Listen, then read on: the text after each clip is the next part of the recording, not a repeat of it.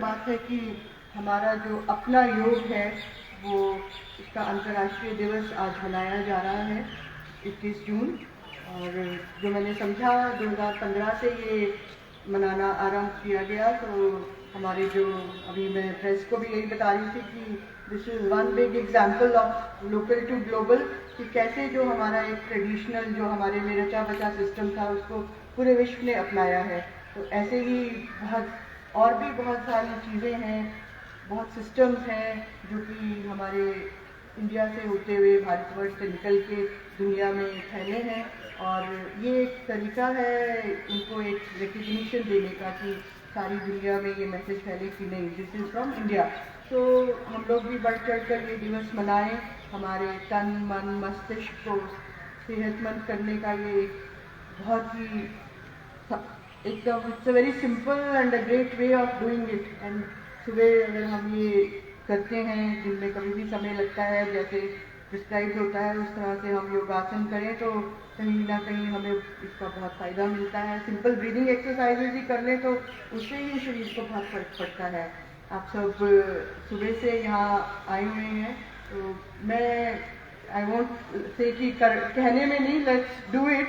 तो आप सबसे आग्रह है कि जो आपने यहाँ पहुँचे हैं, आप लोग निसंदेह योग के में रचे बसे हैं, योग आप में रचा बसा है। तो आप सबके साथ कुछ जो आप करेंगे हमारे जो विभाग से और जो हमारे एक्सपर्ट्स आए हैं, तो मैं उसमें सम्मिलित होना चाहूँगी। एंड आयोजक जो हैं मैं उनको भी धन्यवाद करती हूँ कि मुझे उन्होंने ये अवसर दिया। So let's do it practically. Thank you very much.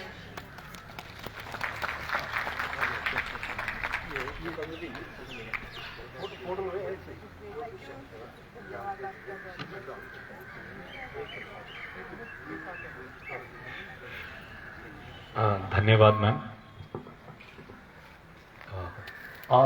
जो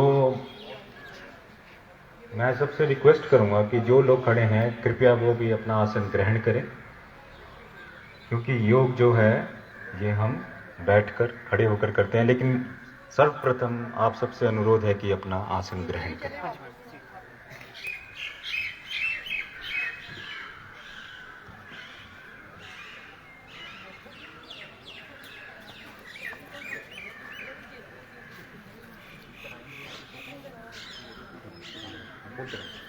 योग, पहले तो मैं सबसे पहले एक चीज़ बोलना चाहूँगा कि हम सारे जो हैं इसको गलत प्रोनाउंस करते हैं। हम सारे योगा बोलते हैं। योगा जो टर्म है वो दी है विदेशियों ने। हम लोग, हमारी सभ्यता के लोग इसको योग बोलते हैं। संस्कृत में इसका उच्चारण योग है। और योग का क्या मतलब है? योगश्चित्त निवृत्ति इति योगः।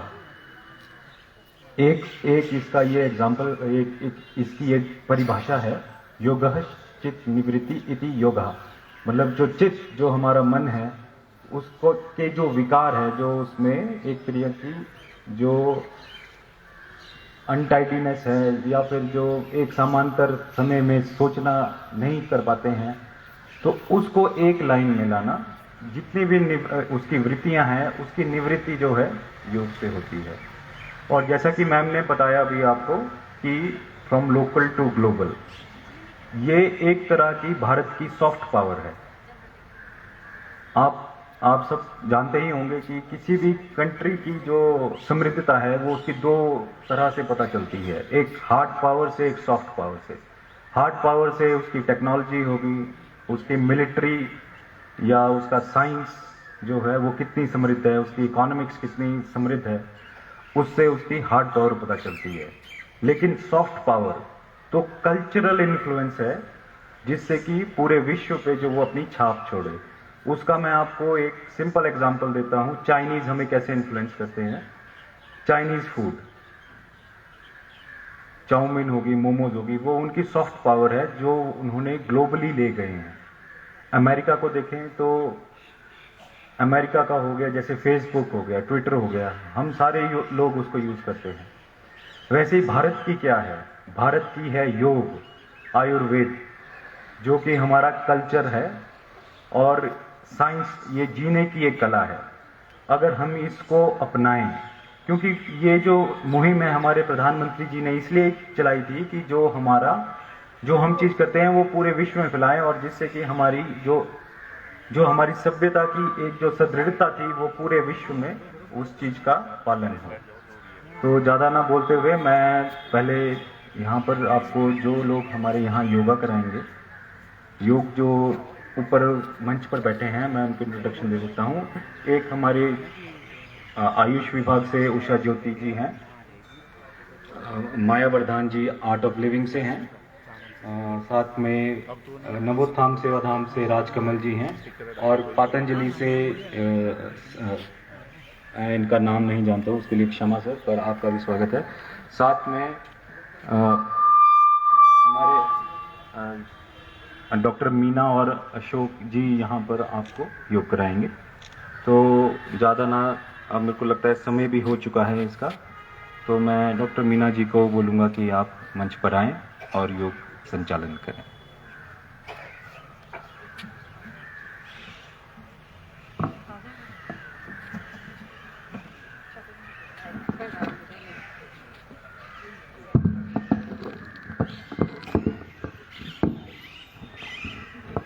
Good morning to all. चलिए हम अपना सेशन पहले प्रार्थना से शुरू करते हैं। तो सभी लोग अपनी अपनी जगह में खड़े हो जाएंगे।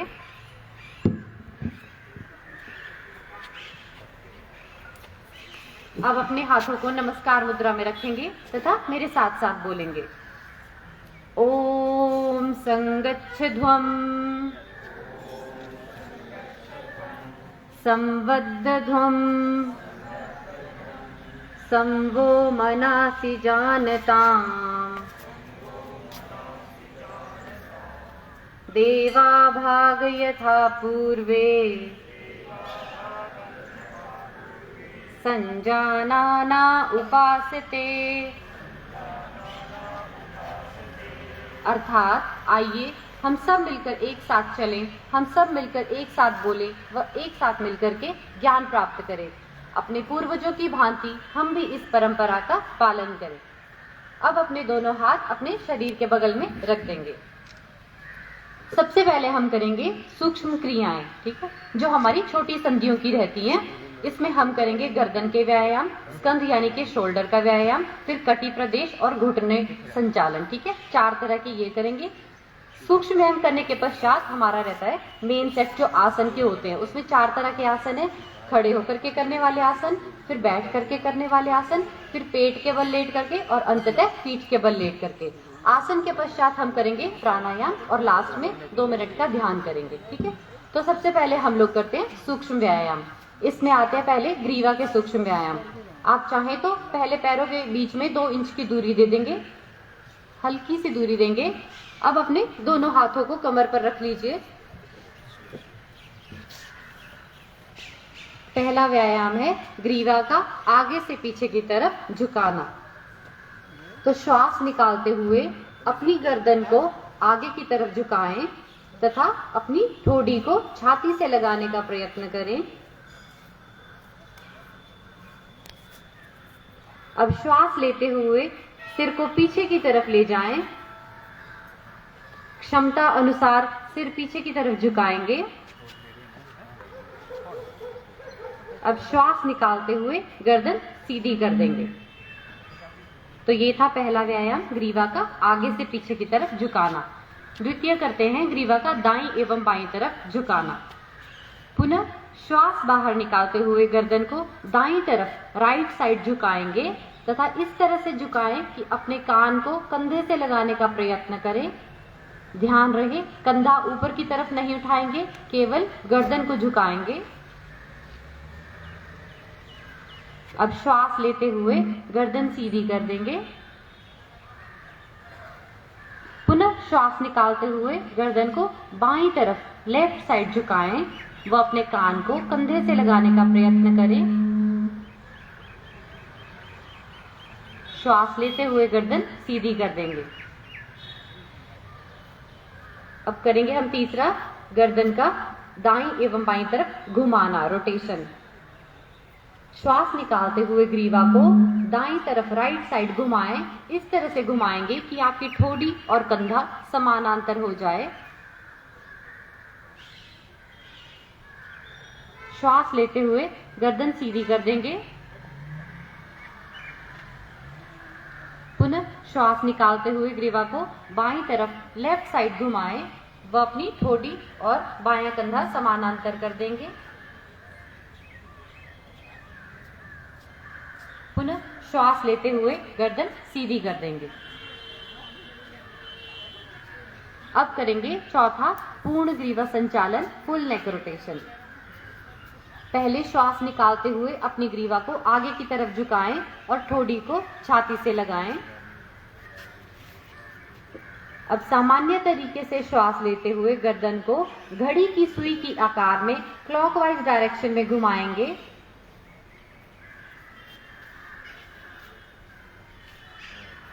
एक चक्र पूरा करने के पश्चात अब विपरीत दिशा में एंटी क्लॉकवाइज घुमाएंगे।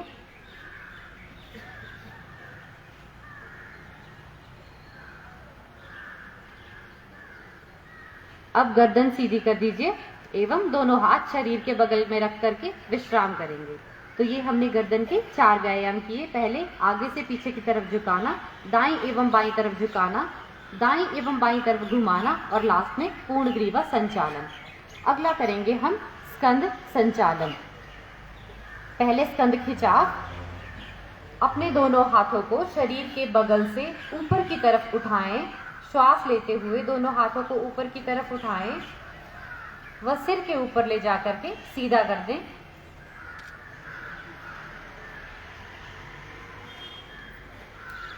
पुनः श्वास निकालते हुए दोनों भुजाओं को वापस नीचे की ओर ले आएं।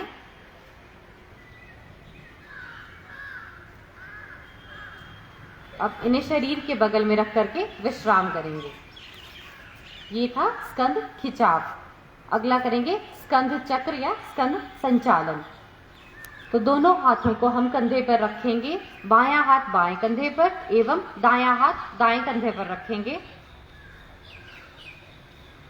अब सामान्य तरीके से श्वास लेते हुए दोनों भुजाओं को घड़ी की सुई की आकार में चक्राकार रूप में घुमाएंगे व कोशिश करें कि जब हमारी भुजाएं आगे की तरफ हों तो कोहनियां छाती के सामने परस्पर मिलें।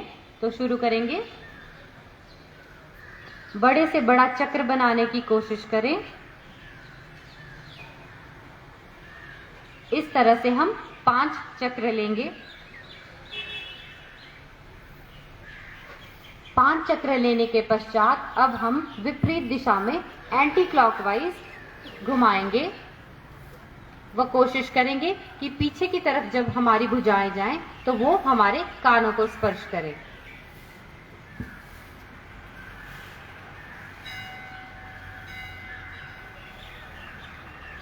पांच राउंड्स लेने के पश्चात अब अपनी भुजाओं को शरीर के बगल में रखिए और विश्राम कीजिए। अगला व्यायाम है कटी संचालन। पैरों के बीच में हल्की सी दूरी देंगे और दोनों हाथों को वक्ष के बराबर आगे अपनी छाती के बराबर सीध में ऊपर की तरफ उठाइए और इस तरह से उठाएंगी कि हथेलियां एक दूसरे के आमने सामने हों। अब श्वास बाहर निकालते हुए शरीर को बाईं तरफ लेफ्ट साइड घुमाएंगे। बायां हाथ पीछे की तरफ ले जाएं, लेफ्ट हैंड पीछे ले जाएंगे और राइट हैंड को लेफ्ट शोल्डर पे रखेंगे।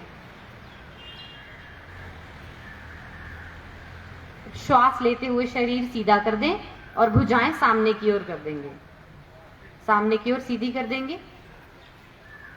पुनः श्वास निकालते हुए शरीर को दाईं तरफ राइट साइड घुमाएंगे, राइट हैंड पीछे ले जाएंगे और लेफ्ट हैंड को राइट शोल्डर पे रखेंगे।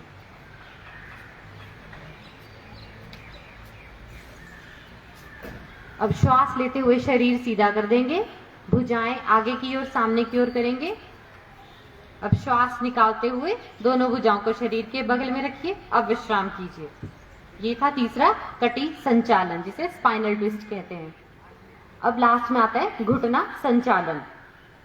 दोनों पैरों के बीच में हल्की सी दूरी और दोनों हाथों को वक्ष के बराबर में सामने की तरफ उठाएं, छाती के सामने ला दें, लेकिन हथेलियां जमीन की तरफ कर दें। जमीन की तरफ हथेलियां मोड़ देंगे। अब श्वास बाहर निकालते हुए अपने घुटनों को मोड़ें और शरीर को बैठने की आकृति में ले आएंगे। अपने शरीर की क्षमता के अनुसार इस आसन को 5 से 10 सेकंड के लिए मेंटेन करें। अब श्वास लेते हुए शरीर सीधा कर देंगे। दोनों भुजाओं को शरीर के बगल में रखिए। अब विश्राम कीजिए। तो हमने 4 तरह के सूक्ष्म व्यायाम किए। पहले ग्रीवा का सूक्ष्म व्यायाम, फिर स्कंद शोल्डर का व्यायाम, कटी संचालन और लास्ट में घुटना संचालन। सूक्ष्म व्यायाम जो है वो हमारे शरीर में रक्त संचार को बढ़ाता है तथा हमारी हड्डियां और मांसपेशियों को मजबूत बनाता है। अब हम करेंगे मेन सेट जो आसन का है।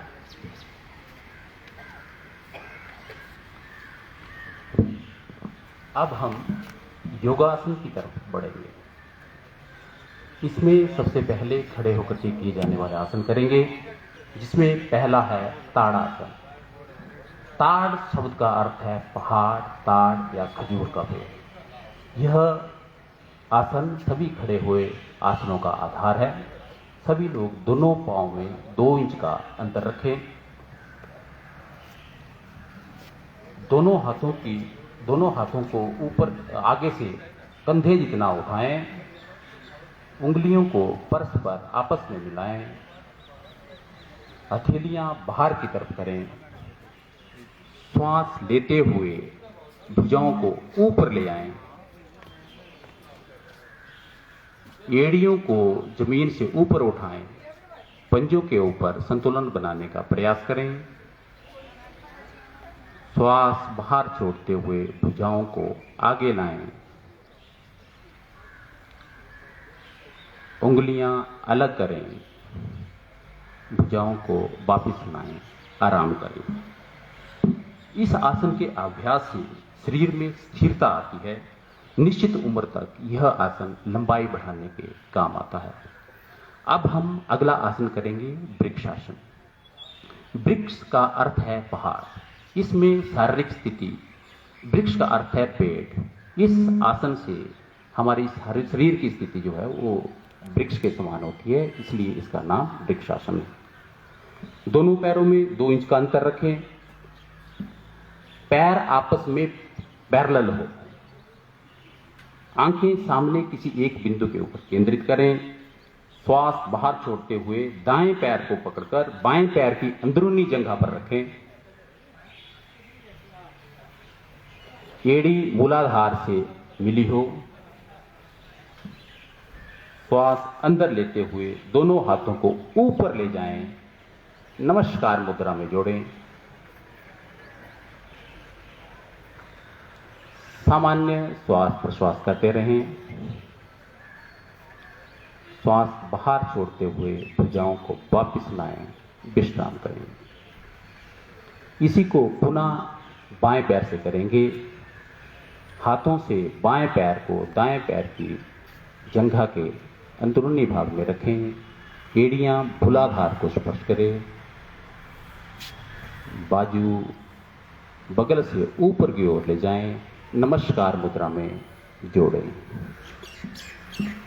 श्वास बाहर छोड़ते हुए धीरे धीरे वापस आएं। यह आसन सहनशीलता, एकाग्रता बढ़ाने में सहायक है। पैरों की मांसपेशियों को सुडौल बनाता है। आर्थराइटिस तथा चक्कर आने पर यह आसन ना करें। अब हम पाद हस्तासन करेंगे। दोनों पैरों में 2 इंच का अंतर, पैर आपस में पैरेलल। श्वास लेते हुए आगे से दोनों भुजाओं को ऊपर ले आएं।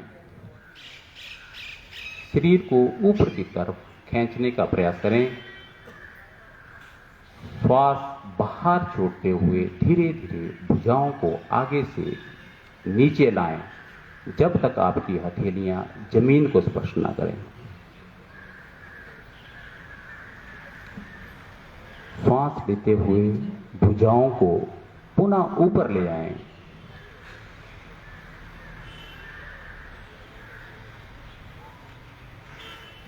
श्वास छोड़ते हुए वापस आएं। विश्राम करें। यह आसन मेरुदंड को लचीला बनाता है। पीठ की मांसपेशियों को मजबूत करता है। गंभीर पीठ दर्द होने पर यह आसन ना करें। अब हम अर्ध चक्रासन की तरफ बढ़ेंगे।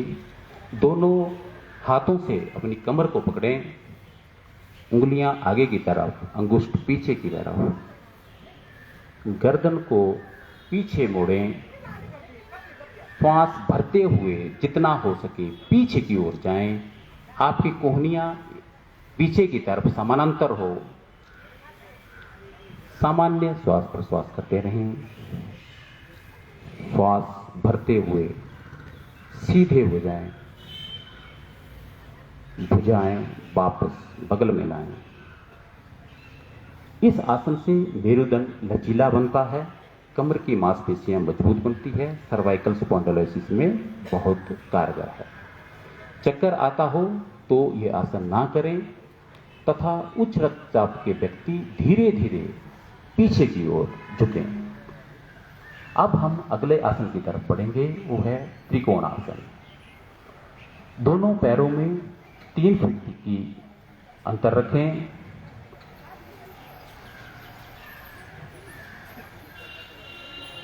दोनों हाथों को बगल से कंधे के जितना ऊपर उठाएं।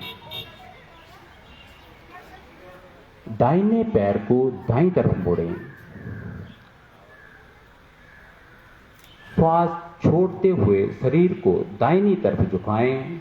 दाहिना हाथ दाएं पांव के पीछे छुए, बायां हाथ ऊपर की तरफ, हथेली आगे की तरफ तथा गर्दन को मोड़ते हुए बाएं हाथ की बीच वाली उंगली को देखें। सामान्य श्वास प्रश्वास करते रहें। श्वास लेते हुए वापस आएं। इसे दूसरी तरफ से भी करेंगे। श्वास बाहर, अपना पंजा सीधा करें। श्वास छोड़ते हुए बाईं ओर झुकें। दाहिना हाथ ऊपर, हथेली आगे की ओर, गर्दन मोड़ के दाएं हाथ की बीच वाली उंगली को देखें। श्वास अंदर लेते हुए सीधा हो जाएं। वापिस विश्राम आसन में आराम करें। यह आसन मेरुदंड को लचीला बनाता है, कमर की मांसपेशियों को मजबूत करता है। पेट में अल्सर हो, सैटिका हो तो या पेट की उदर की सर्जरी हुई हो तो ये आसन नहीं करना चाहिए। अब हम बैठ के किए जाने वाले सभी आसनों को करेंगे।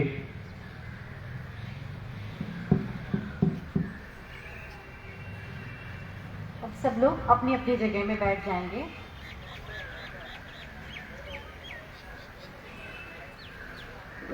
दोनों पैरों को जमीन पर आगे की तरफ फैला लें और दोनों भुजाओं को शरीर के पीछे ले जाएं। हथेलियां पीछे की तरफ कर दें। हल्का सा गर्दन को लटका लें। पैरों के बीच में दूरी दे दें, 1 फीट की दूरी बना लें। अब आंखें बंद करेंगे। लंबी गहरी श्वास अंदर खींचेंगे। धीरे धीरे श्वास बाहर छोड़िए। यह बैठ करके करने वाले आसनों की विश्राम की स्थिति है। इसका नाम है शिथिल दंडासन। अब हम स्थिति में आ जाएंगे। दोनों पैरों को परस्पर मिला लेंगे। हाथों को शरीर के बगल में रख लेंगे। शरीर के बगल में नितंब के साइड में इस तरह से रखिए कि आपकी उंगलियां सामने की तरफ हों। इस स्थिति का नाम है दंडासन। तो पहले आसन का नाम है भद्र आसन। भद्र का अर्थ होता है दृढ़ या सज्जन। क्योंकि इस आसन से हमारे शरीर में दृढ़ता आती है, इसलिए इस आसन का नाम है भद्र आसन। श्वास लेते हुए अपनी दोनों टांगों को हम मोड़ेंगे, घुटनों से मोड़ेंगे व पांव के तलवों को एक दूसरे से परस्पर मिला लेंगे। अब दोनों पैरों को हाथों से पकड़ लीजिए व एड़ी को मूलाधार के समीप में रखने की कोशिश कीजिए। मेरुदंड एकदम सीधा करेंगे, आंखें बंद करेंगे और भुजाएं सीधी। अब धीरे धीरे लंबी श्वास अंदर खींचिए। श्वास बाहर निकालेंगे। एक बार और लंबी गहरी श्वास अंदर खींचिए। अब श्वास बाहर निकालिए। अब आंखें खोलेंगे, अपने हाथों को अलग करेंगे व पैरों को सीधा करके दंडासन में विश्राम करेंगे। शिथिल दंडासन में विश्राम कीजिए। दोनों पैरों के बीच में हल्की दूरी और हाथ पीछे की तरफ थोड़ी सी गर्दन लटका करके आंखें बंद करके विश्राम करेंगे। भद्रासन हमारे शरीर में दृढ़ता को बढ़ाता है। अगले आसन का नाम है वज्र आसन।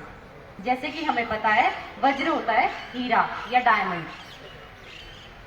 Diamond is the hardest known substance. वैसे ही वज्रासन से हमारे शरीर में स्थिरता और दृढ़ता मजबूती बढ़ती है। अब पहले दंडासन में बैठ जाएंगे, दोनों पैरों को परस्पर जोड़ लेंगे और हाथों को शरीर के बगल में रखिए। अब अपनी दाईं जांघ राइट लेग को मोड़ेंगे और दायां पैर दाएं नितंब के नीचे रखिए। अब दूसरी जांघ बाएं जांघ को मोड़ेंगे और बायां पैर बाएं नितंब के नीचे रखेंगे। अपनी एड़ियों के बल बैठ जाएं, पैरों की उंगलियां पीछे की ओर कर दें और अपनी एड़ियों के ऊपर बैठ जाएं। दोनों हाथों को घुटनों के ऊपर रखेंगे और मेरुदंड एकदम सीधा और आंखें बंद करेंगे। लंबी गहरी श्वास अंदर खींचेंगे, धीरे धीरे श्वास बाहर छोड़ेंगे। वज्रासन से हमारी जांघ और पिंडली की मांसपेशियां मजबूत होती है तथा हमारे शरीर में स्थिरता आती है। अब अगले दो आसन हम यहीं से आगे करेंगे। अगले आसन का नाम है शशांक आसन। शशांक का अर्थ होता है खरगोश या फिर चंद्रमा। तो इस आसन में हमारे शरीर की आकृति खरगोश के पीठ की जैसी या चंद्रमा की आकार की होती है, इसलिए इसका नाम है शशांक आसन। पहले अपने दोनों घुटनों के बीच में हल्की सी दूरी दे दीजिए। घुटनों के बीच में थोड़ा स्पेस देंगे। अब घुटनों के बीच में से दोनों हाथों को जमीन पर रख देंगे। अब श्वास बाहर निकालते हुए दोनों हाथ आगे की तरफ ले जाएं व शरीर को कमर से आगे की तरफ झुकाएंगे। तब तक आगे की तरफ झुकाएंगे जब तक कि हमारा माथा जमीन को स्पर्श ना कर दे।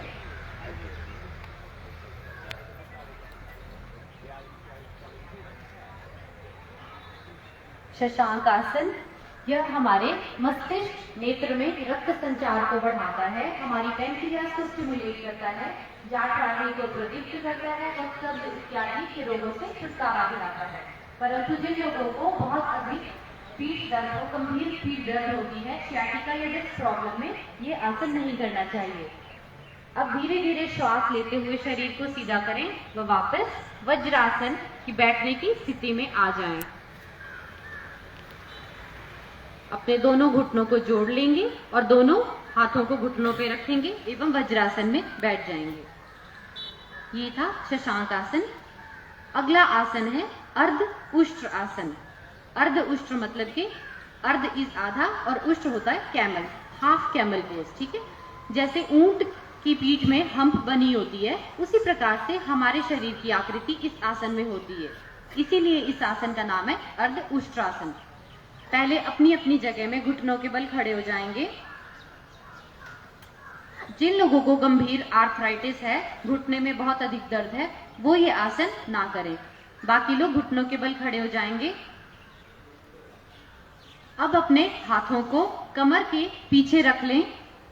इस तरह से रखेंगे कि आपकी हथेलियां, उंगलियां नीचे की तरफ हों। अब धीरे धीरे श्वास अंदर खींचेंगे और शरीर को कमर से पीछे की तरफ झुकाएंगे। धीरे धीरे पीछे की तरफ झुकिए। केवल अपने शरीर की क्षमता के अनुसार झुकेंगे, अत्यधिक खिंचाव नहीं देंगे।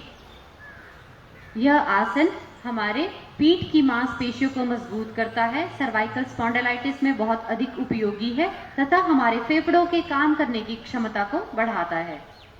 अब श्वास बाहर निकालते हुए शरीर को सीधा कर देंगे और वापस वज्रासन में बैठ जाएंगे। दोनों हाथों को घुटनों पर रखेंगे और वज्रासन में बैठ करके सामान्य रूप से श्वास लीजिए। अब यहीं से हम अगला आसन करेंगे, पूर्ण उष्ट्र आसन, फुल कैमल पोज। जो लोग ये आसन कर पाए वही करेंगे, बाकी अर्ध उष्ट्र आसन ही रिपीट कर सकते हैं। वापस अपने घुटनों के बल खड़े हो जाएंगे। अब श्वास लेते हुए अपना बायां हाथ लेफ्ट हैंड पीछे की तरफ ले जाएंगे और अपने बाएं हाथ को बाएं एड़ी पर रखें। कोशिश करें कि आप अपनी बाईं एड़ी पर रखें। यदि आप ना कर पाए तो अर्धउष्ट्रासन भी कर सकते हैं। और दाएं हाथ को ऊपर उठाएंगे। अब दाएं हाथ को दाएं एड़ी पर रखेंगे। इस आसन को 5 सेकंड तक बनाने की कोशिश करें अथवा अपने शरीर की क्षमता के अनुसार करें। श्वास छोड़ते हुए पुनः शरीर सीधा कर देंगे। दोनों हाथ आगे की तरफ लाएंगे और शरीर सीधा कर दीजिए। अब वज्रासन में वापस बैठ जाइए।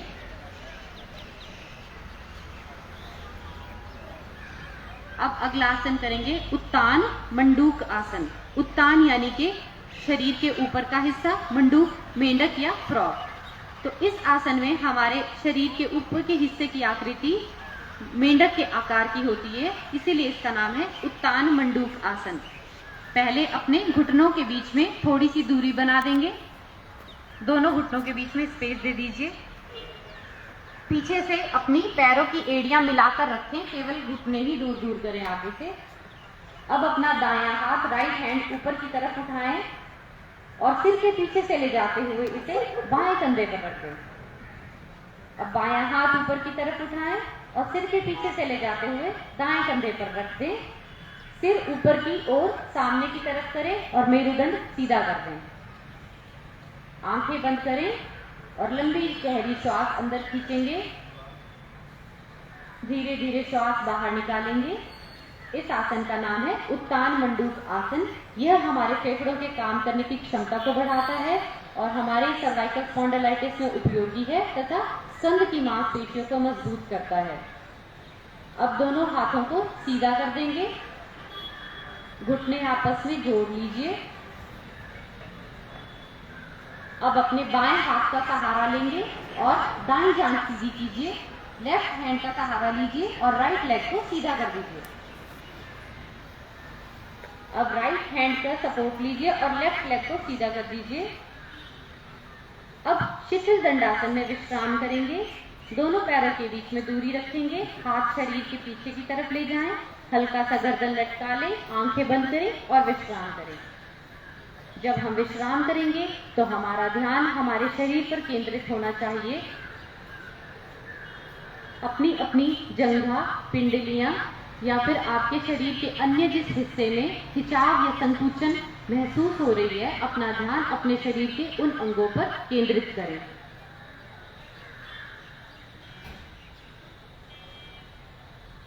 अब आंखें खोलेंगे और अगला आसन करेंगे जिसका नाम है वक्र आसन। वक्र का अर्थ होता है घुमाव या फिर ऐंठन। इस आसन में हमारे मेरुदंड की अस्थि यानी कि स्पाइन टेढ़ी हो जाती है और यह हमारे शरीर को टेढ़ा कर देता है, इसीलिए इसका नाम है वक्र आसन। पहले दंडासन में बैठ जाएंगे। पैरों को परस्पर जोड़ लेंगे और हाथों को शरीर के बगल में रखेंगे। स्थिति में आ जाएंगे। पहले हम दाहिनी जांघ से करेंगे, राइट लेग से।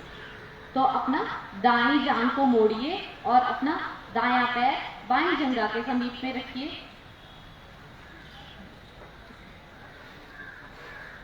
अब श्वास बाहर निकालते हुए शरीर को दाईं तरफ घुमाएंगे और बाईं हथेली को दाईं घुटने के बाहर से ले जाते हुए हाथ को अपने दाएं पैर के समीप में रखें और दायां हाथ पीछे की तरफ ले जाएं, राइट हैंड पीछे ले जाएंगे।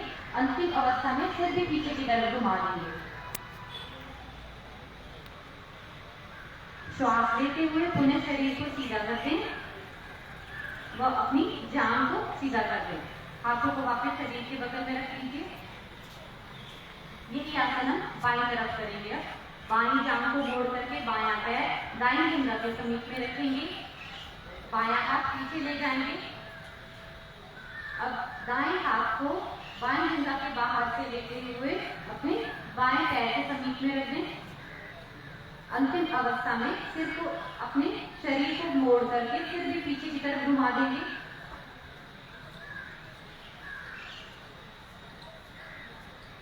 श्वास लेते हुए शरीर सीधा कर दें। अपनी जांघ को सीधा कर दें। अब वापस शिथिल दंडासन में विश्राम करें। तो वक्रासन यह हमारे पेट में संकुचन करता है, तो कब्ज इत्यादि रोगों से छुटकारा दिलाता है तथा हमारे मेरुदंड को लचीला बनाता है।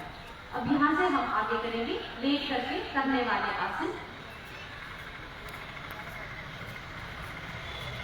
सबसे पहले करेंगे उदर के बल लेट के की जाने वाला आसन। सभी लोग मुख आगे की ओर करते हुए पेट के बल लेट जाएंगे।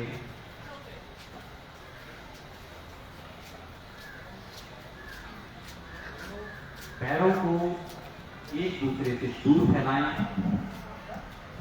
पंजे बाहर की तरफ हों, दोनों हाथों को आगे की तरफ बाएं हाथ पर दाएं हथेली रखें तथा सिर को दाहिनी हथेली के ऊपर रखें। आंखें धीरे धीरे बंद कर दें। यह स्थिति मकर आसन की है। पीठ संबंधी समस्याओं को दूर करता है, तनाव तथा चिंता को दूर करता है। गर्भावस्था के समय ये आसन ना करें।